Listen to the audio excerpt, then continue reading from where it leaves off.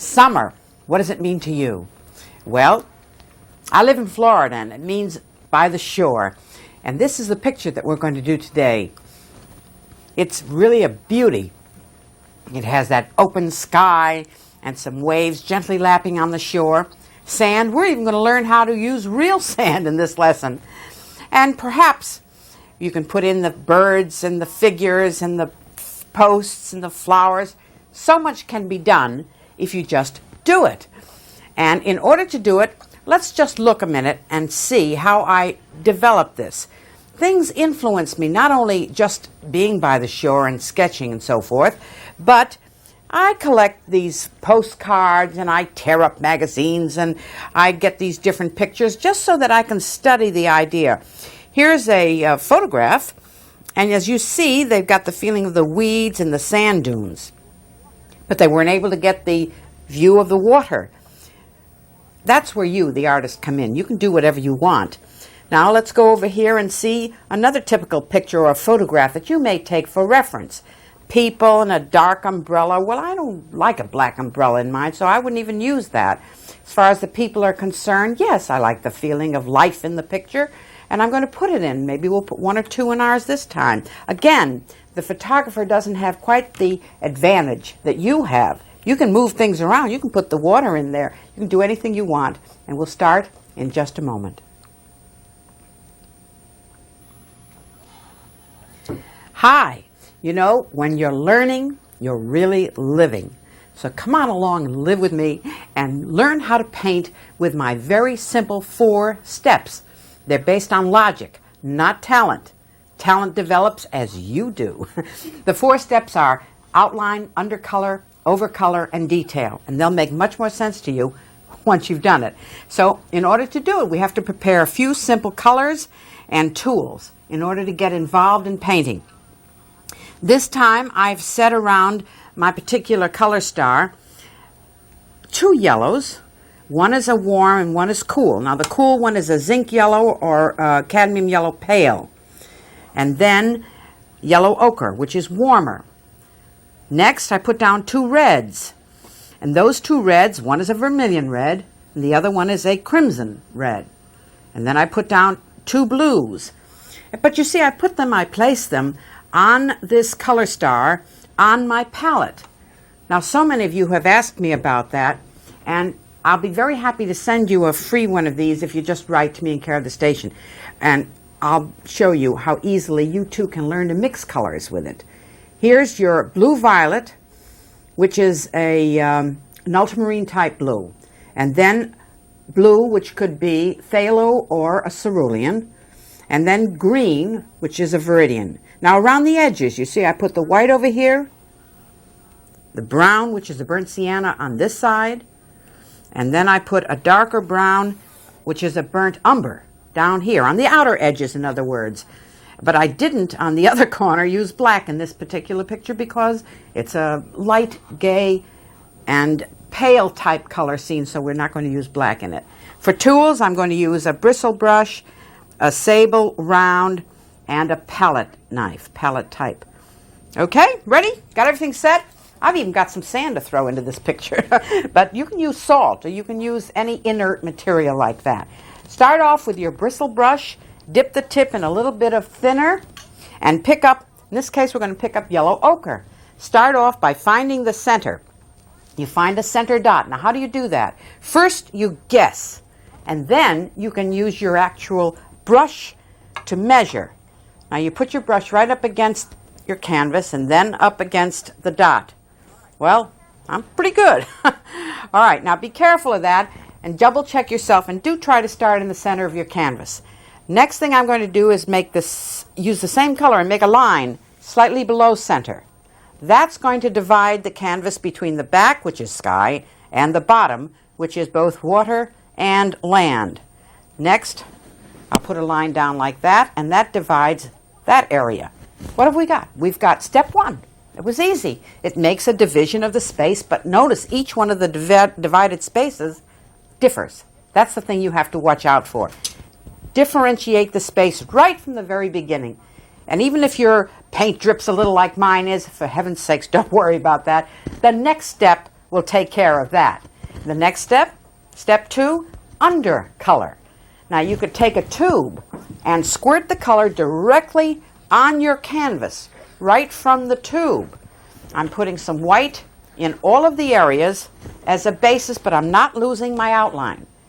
Then I'm going to take a knife and spread that paint. And in the spreading of the paint, I create what? A support, an undercolor, in other words. Now this paint is soft. There are 2 types of paint generally. This is soft, and I'm going to put down some from a regular tube, which is harder. It's thicker. I like a combination of both. It gives me more flexibility and blendability. Now I'm just going to spread this out generally so you get the undercolor. Come on along. I hope you're painting along with me, and I'm not going too fast for you. Just simply get it in there, because it's at this step that you don't have to worry about the painting. It's just being very free to get your canvas covered. But you notice I tried to leave spaces so I don't lose my general outline, and I maintain the differences in the areas. Okay, that was step 2. Now look, we're into step 3 already, which is overcolor. And I think we should look at the picture and look and see what I'm going to use or where I should place the colors. Is it lighter at the top? Is it lighter at the bottom? What is it? In this particular instance, the openness of the sky is felt by making it a little bit lighter toward the top, as if it's a continuing sky. And you see the bluer or the little feeling of pale purple even at the bottom. Well, that would determine how I would mix my colors and where I would place them. Just look, you'll see. It isn't that difficult to learn. I'm going to take the big brush and dip the tip in thinner and pick up a little bit of the yellow and place the yellow with X's. The only reason I use X's, you could use dabs or circles, is that you move the color around on your canvas. You don't keep it in one place. And there seems to be yellow all over the place. So I'm just going to dab it on any way I want to. Next color I'm going to take would be red. Now, why didn't I jump from yellow to blue? Well, because if you did, I can't show you. I got to put the red on first. Because if you went from the yellow right to the blue, you would soon learn you'd get a very green sky. So I'm going from the yellow to the crimson red in this case. Not the bright. And I'm going to just dab that here and there so I get a little bit of that in there. Then I'll apply the blue. And in putting the blue, I'll put it where it seems to be in the picture. It seems to be lower. There's a little bit on the top and the right side, and then up on this side. So I left most of the area, as you see, open. Now I could have mixed all of those colors on the palette before, but it's difficult to see what you're going to get, and I definitely believe you should mix on your painting, especially when you're learning, to see, to make you aware of what you're getting. Okay, now I'm prepared with the undercolor, which is wet, and the overcolors, which are wet, and the next step is blending together. Okay, here we go. I'm going to have a rag in one hand, and then I'm going to take my fingers and simply make big circles. Please notice I didn't fill in between. I just made big circles. Next step, wipe your hands because you picked up quite a bit of the blue. And the next, we start to blend not from the blue, which is the darker, but from the yellow, which is the lighter tone. So I'm going to take a little bit of thinner on 2 or 3 fingers and just let that help me blend that paint across. I'm going to go across and wipe my fingers in between. I started at the top this time because that's the lighter area. And whatever I get is going to be an accidental effect. There is no way, unless you really sit down there and try to copy, that you're going to get exactly the same thing that you see in a picture. All I'm doing now is breaking that up again, making big circles, going back and forth, playing. That's what you should do. You don't always get the effect you want the very first time. Keep in mind, now I'm not going straight across. You notice I was going back and forth a little bit. Back and forth, and get an interesting sky. What's more important? A sky that you copy from somebody else, or an idea that you get from someone else and utilize it your own way? Now I'm going to just say, do I like that? No, yes. Oh, it's pretty good. It could be a little bit more blended, and that's what I'm going to do, and then get involved in the details in just a few seconds.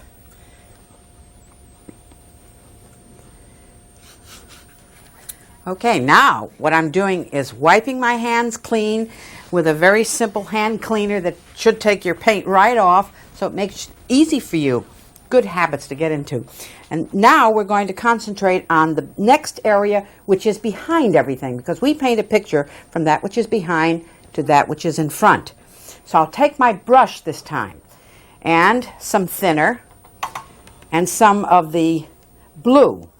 Taking the blue, I'm going to go right over my basic line, which I don't need any longer, but at least tells me where the land and the water change.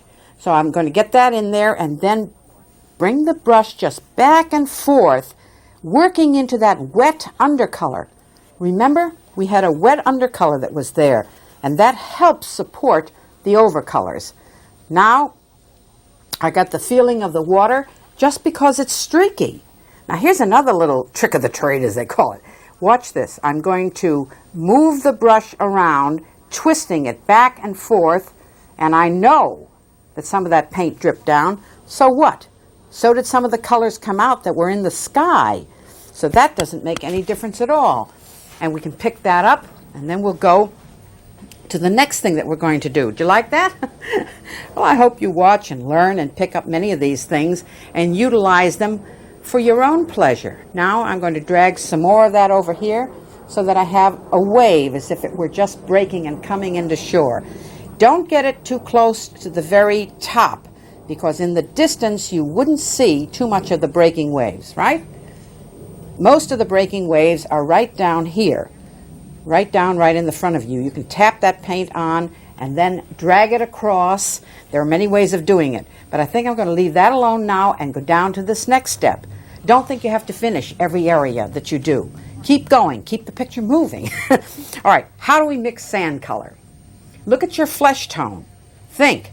Sand color can vary too, and so can flesh tone. But the same general combination is used for both.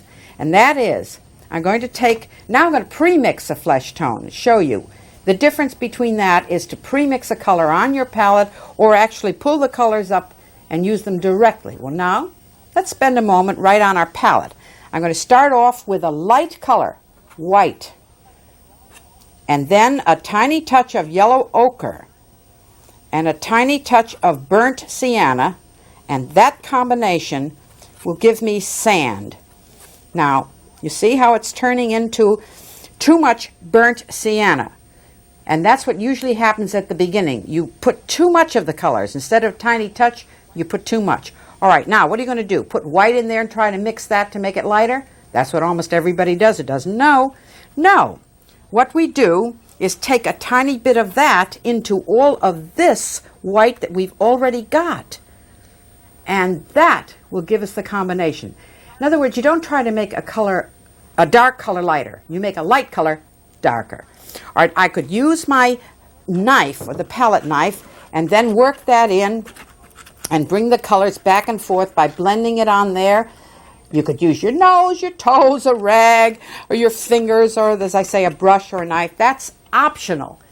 But I think it's kind of fun to also drop a few grains of sand in there, just to give you the idea that you can have texture. So I'm just going to sprinkle it on. Remember, you could use salt or sand. It doesn't make any difference. What I did was just add a few grains, and that will give it a grainy texture. Now I could take a rag, and I could actually pick the sand up and throw it on there too. You see that? That is something that you can have fun with. You can eliminate it or not, but it's just an idea that I give you for you to take up and use as you wish. Next step, I think we should look at the picture again and see where the islands are. See the composition. Are they two to the right, one to the left, or what have you? Well, in this case, there are three. And three, the magic uneven number, gives you variety. How are we going to start them? Easy. They are green, but are they brilliant green? No, they're kind of an olivey green. How do you get olive green? Well, let's go back and learn again that we can mix a general color right down on our palette when we know. we can take the green and first, again, I have to make sure my knife is clean. I'm going to take some of the green, pull it over here in my mixing area, and touch it with its opposite color on a color wheel. That's where you really learn. And if you touch it with its opposite, you're going to dull it down. So instead of being a very, very bright green, now it is a dull olive green. So did you learn how you dull your colors down? You touch it with a bit of its opposite color on a color wheel, or in my case, I use the color star, because you know I like to be different, give you something unique. Okay, now that gives us a start. Now I'm going to go back, and I think I'm going to start with a rag, and hold the rag on its ends, pick this up, and start to shape up by tapping where these areas are going to be. There's one here, there's one down in the corner, and then there's another one over on this side. This is just an undercolor, a basic undercolor. You don't start off and worrying about all the details because you've got too many things to think about. I don't care how smart you are, and I know you are, but you can only think of one thing at one time. Now I'm going to take some yellow ochre and dull that down even a little bit more because it is a Florida scene and the sunshine is hitting this, and I'm going to dull and make it a little bit more as if the sun had touched it. Okay, the next thing we're going to do is take a brush that is a fan brush. It's a different kind of brush, and you see it fan shapes out, and it's a fun brush, I call it. And I'm going to pick up some of these yellows and the brighter yellow and then make the weeds just by pulling out like that. Just pulling out and getting the feeling of the motion. Now the wind seems to be blowing things in toward the sea or in from the sea. So I'm going to start this way, pull it to the right and then to the left, and then let that give you the feeling of the seaweeds. I'm pulling some of the wet undercolor. Okay, there are so many ways to paint. As you well know, that's just one of them. Now I'm going to take my finger and blend and blur the base of this island so that it looks as if it has a shading or a shadow into the earth. It's a little bit more true to what you might actually see. Pulling that down here and there, and then darkening it slightly at the edges, because we don't want to have anything too light at the edges. I'm even adding a touch of burnt sienna. I'll work that in with my finger, or I could brush stroke it in. And then the scene is set to put the tiny little details that are in there. Now for that, I'm going to switch to a smaller brush, which is a detail brush, and start to work the posts.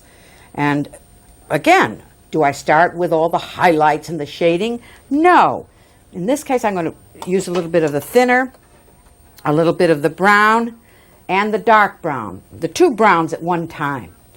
Apply them directly on the canvas and just do it. You're better off if you do it with, as if you know what you're doing, and don't try to make a straight line, but just do it. Put it in there. It's the nice thing about being out at the ocean. You very seldom have any straight posts out there. You just simply apply your paints, pull them down, make them look like they're uneven, and you'll be better off. We had 3 on one side. I think it's a good idea if we have 5 on the other, even though some of them may be hidden. Okay, now once we have that in, then the next step is to apply the light part, the highlight. Okay? We're going to take some yellow ochre and some yellow and go down the side and highlight it. The paint is thick, and whatever happens, we let it happen. Don't worry about it. Next step, I'm going to apply the feeling that these might be connected by taking some brown and then let it just hang down, just any old way you want. You can connect them if you want to, or you could just let them stay up there. You run out of paint, you know. With a few strokes, you have to go get some more paint and pull that down. Okay, I think that's good enough to give you the idea of it. Now, how about the flowers? They're very beautiful, and they can be made in different ways. We can make them with orange. I'm going to take a brush, a small round, clean it off, pick up some fresh paint, and just make these petals as if they come around. You see that? Just make the petals as if they come around. I'm going to make them a little bit bigger so you can see it a little clearer. All right, I'm going to take some yellow now and then add some more over here, and then just let them be different shapes. Don't have them all the same. Don't have them all face forward. Now I'm working wet over wet paint, and it is a little difficult to work a lighter color over a darker color. So sometimes it's better to go further and then come back to that, which we will in a minute. We're going to put the birds in now, and they're nothing more than a little tiny V shape like that using white. And then I'm coming back and getting a little bit of brown and raise the outer edges and a little smear of brown in there, and you've got your bird. Till we meet again, this is Connie Gordon. Happy painting. Hi, it's quiz time again. And in this time that we have together, I hope that you learn a few more tips and hints about painting on the technical end of it. Now, how do you mix color? That's one of the most important questions you ask me, and it isn't that difficult. I'm going to tell you a few little things that will help you. But number one, what is color? I could say red, and every one of you 3 million, you're going to react differently. So, 1, it has HVIT, hue. Is it red? V, what value is it? Is it a light or a dark red? I, intensity. Is it a bright or is it a dull red? And T, temperature. Is it a hot red or is it a cool one? Now, I know that's a bit much to learn, but you will as you go along, being aware that those are the different things that you think about when you think of color. You don't just think, is it red or is it blue or what have you. Now, if you want to lighten or darken any of the colors, here are some of my charts from my books that are very helpful. To lighten a color, on a color star, you go up. For instance, you want to lighten red, don't use white. That's going to make it pink. Use the color that's higher up on a color star. That would be the yellow. If you want to darken, then go the opposite way. Don't use black. To get richer, more beautiful color, you go down. You darken it by going down on a color star or a color wheel. So when you have a color star, it helps you because you might say, well, which color would be down? Which color do you own? If the next color you own is a purple or a blue, then that would be down further on the color wheel. If you want to lighten a color by tinting it, that's where you would use the white. If you want to just make a tint out of the color, a very pale tone, that's where you would use the white. Now, if you want to make that color very brilliant, what would you do? Number one, there are a few things, but the first thing is you would surround a color by its opposite on a color star, and you would keep the color itself light and bright, and you would dull the color that surrounds it. There's also size you have to consider. If you want something to really shine out, now look, you see my orange bow? I picked that purposely because it has the colors of summer in it.